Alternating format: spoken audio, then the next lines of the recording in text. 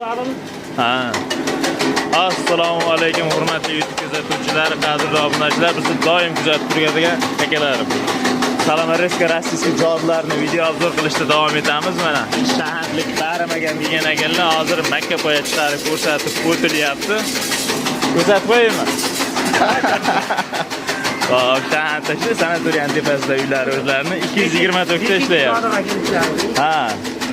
Bu kishi doimiy klientlar, xudo xolasa, qarindoshlarga, aka-ukalariga, qishloqda o'zlariga hop, ko'p olgani kelib turadilar. Chiqarib turgani mana shakalar mana. Qo'li quruq qishin yozi universal changga botmay kesaman deydiganlar uchun rossiyskiy joylarni tavsiya qilamiz.